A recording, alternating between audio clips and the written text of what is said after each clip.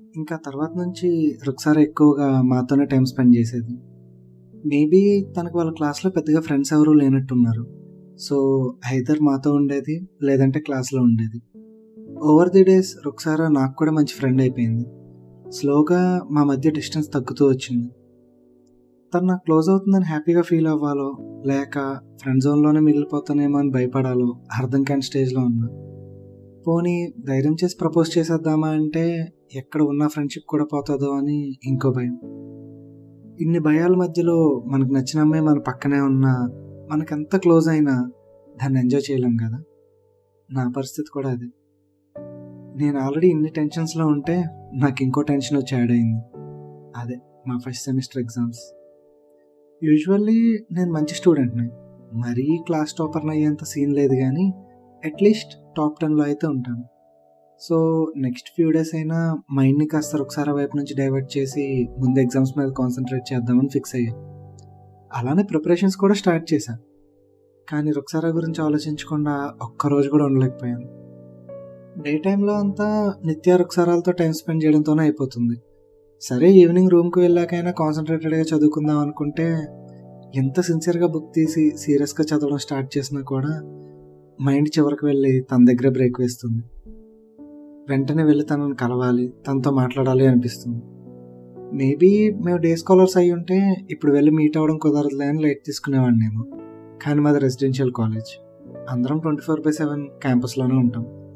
అఫీషియల్‌గా అయితే నైట్ 9 లోపు క్యాంపస్‌లో ఎక్కడైనా తిరగొచ్చు, ఎవరినైనా మీట్ అవ్వచ్చు. ఇంకా అన్‌అఫీషియల్‌గా సెక్యూరిటీ గార్డ్స్ కళ్ళు కప్పి ఏ టైంలో అయినా మీట్ అవ్వచ్చనుకో, అది వేరే విషయం. సో, మైండ్ ఇంక అస్సలు కాంప్రమైజ్ అవ్వట్లేదు. వెళ్ళాలి, మాట్లాడాలి అని నసపెట్టేస్తుంది. ఇంక వెంటనే ఫోన్ తీసి నిత్యకు ఒక కాల్ కొట్టా. హలో చెప్పరా అంది నిత్య. ఏం చేస్తున్నావే అని అడిగాను నేను. ఎగ్జామ్స్ టైంలో ఏం చేస్తా, ప్రిపేర్ అవుతున్నా అంది తను.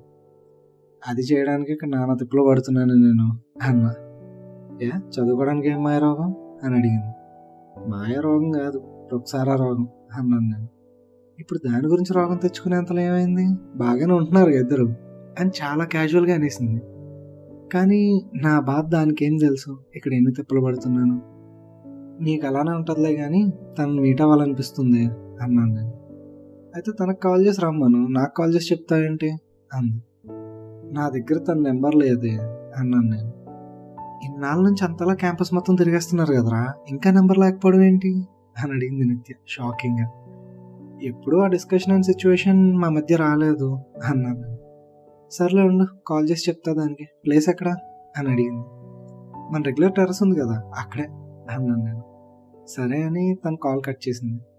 హాస్టల్లో మన అవతారాలు ఎలా ఉంటాయో తెలిసిందేగా.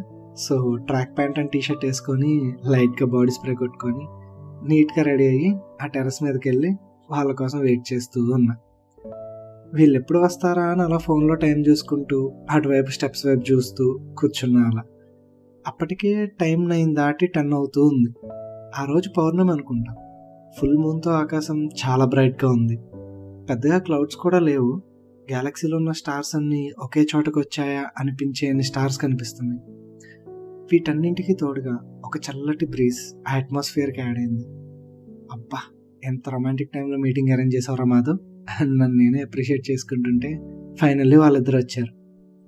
నిత్య ఉన్న పలంగా నైట్ వేర్లో వచ్చేస్తే నా పాండా మాత్రం క్యాజువల్ డ్రెస్ ఒకటి వేసుకొని వచ్చింది. ఆ బ్రీజ్కి తన లూజ్ హెయిర్ అలా ఎగురుతుంటే, దాన్ని తను అలా సరి చేసుకొని వస్తూ ఉంటే విజువల్ బ్యూటిఫుల్గానే ఉందనుకో, కానీ నైట్ వేర్లో ఉండే క్యూట్నెస్ ఒక్కటే మిస్ అయింది. ఏంటి ఎంత లేట్ అని అడిగా నేను. ఇదిగో ఈ మేడం గారిని అడుగు అంది నిత్య. అంటే తను సడన్గా చెప్పింది, నేనేమో నైట్ వేర్లో ఉన్నా, సో చేంజ్ చేసుకొని వచ్చేసరికి లేట్ అయింది అని క్యూట్గా చెప్పింది రుక్సార. ఇంతలో నిత్య, నేను అప్పటికే చెప్పాను రా, మనం కలిసేది ఏమన్నా సీఎంనా రెడీ అవ్వడానికి, పర్లేదు వచ్చాయని. వింటేగా రెడీ అయ్యే వస్తా అని కూర్చుంది అని అందుకుంది. ఓ ఆగాగు, నువ్వు తనని తిడుతున్నట్టు లేదు, నన్ను వేస్ట్గా అన్నట్టు ఉంది. ఇంక డిస్కషన్ ఇక్కడితో ఆపేయండి అని తల కొట్టుకుంటూ అన్నా.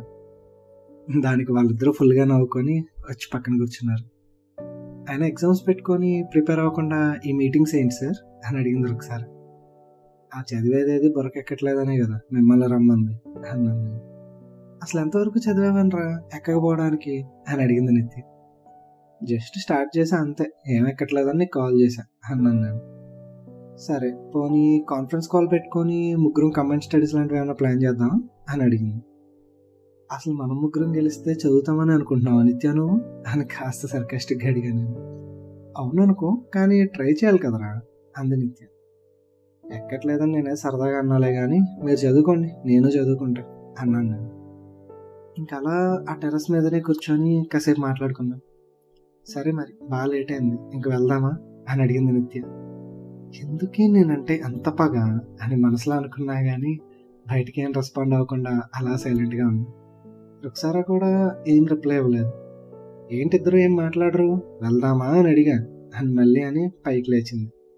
నాకు వెంటనే మిర్చి క్లైమాక్స్లో సంపత్ గారు చెప్పే డైలాగ్ గుర్తొచ్చింది. మనవాడు అనుకున్నాం వీడిని, పగోడు వీడు అని. ఇంకా రెస్పాండ్ అవ్వకపోతే బాగోదు అనుకుందేమో, పద వెళ్దాం అని రుక్సారా కూడా లేచింది.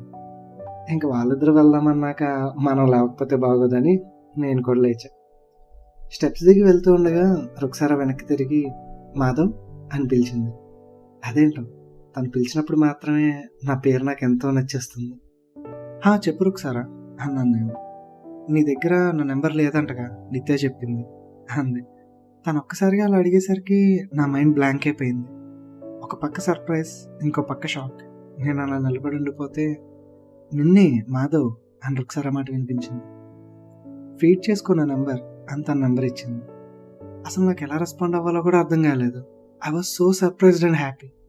That feeling was ఇండిస్క్రైబబుల్.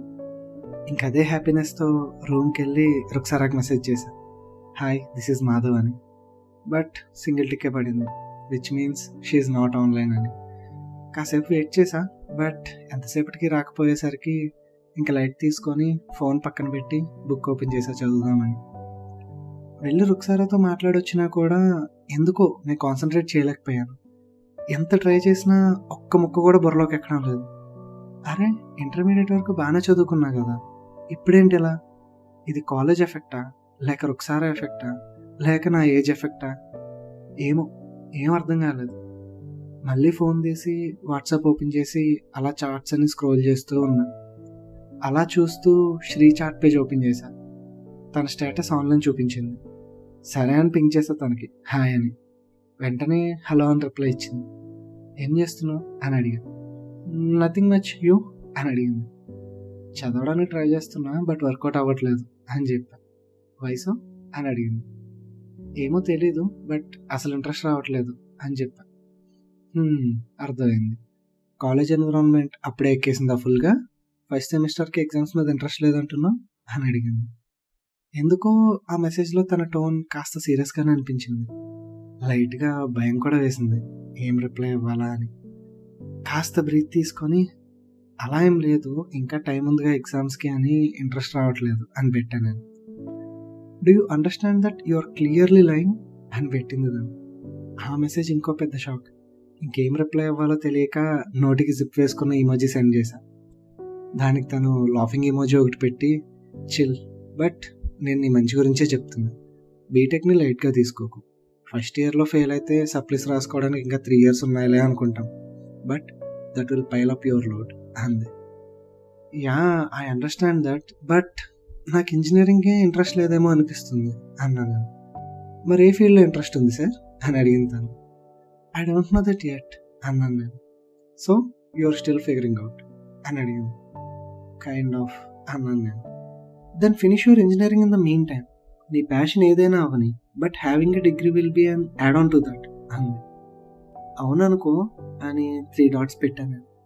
నేను ఇప్పటి వరకు అబ్జర్వ్ చేసిన దాన్ని బట్టి you are not a dumb student, so don't spoil that అని పెట్టి నేను రిప్లై ఇచ్చేలోపే నేను చెప్పాల్సింది చెప్పా, it's up to you no అని పెట్టింది.